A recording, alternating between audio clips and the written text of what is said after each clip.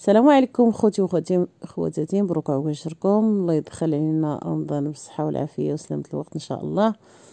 اليوم غندير معكم اسرع لسان رائع وكيجي زوين صراحه وهشيش. ها نتوما العجينه ما صورت لكم من الاول. زلافه ديال الطحين فرص، معلقه ديال النافع وحبه حلاوه مخلطين، معلقه ديال الخل، معلقه ديال الزبده مذوبه كبيره، ايوا واحد نص معلقه صغيره ديال السنيده صافي، وما الزهر واحد 2 معالق ولا 3 بحال هكا. خلط العجينه بالماء وصافي بدون بيض، بلا بيض صافي. درتها في ميكو خليتها ترتاح، من بعد بديت كنطلقها بحال شكل المسمن. اللي عنده مايزينا، حيت هادشي جاني غير على غفله، اللي عنده مايزينا يبقى يدير يطلق عوض. انا درت بحال الا كنطلق مسمن.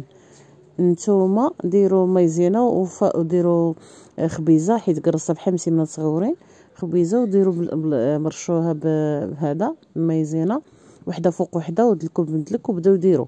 ولكن كنفضل انها تكون هكا، يعني الطريقه التقليديه القديمه. صافي ها نتوما راني قطعتها بالموس وقليتها.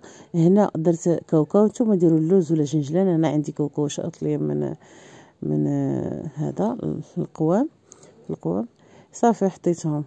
ها نتوما وليت كنضر شويه، يعني زلافه ديال الطحين عطاتني غتكون كيلو الا ربع ديال السنطير هكاك. وصراحه جات هشيشه وغزاله ما شاء الله.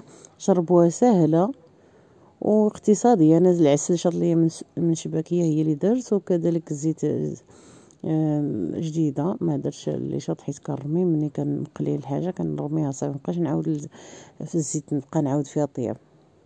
من احسن ديما تفاداو، واخا هادشي كله راه ما يعني ماشي صحي، ولكن المهم واش غنديروا، ما علينا غير نديروا صافي نتبعوا الشهوه ديال لساننا وسيدنا رمضان. ها نتوما كي كتجي هشيشه وكدوز وما تشبعوش منها.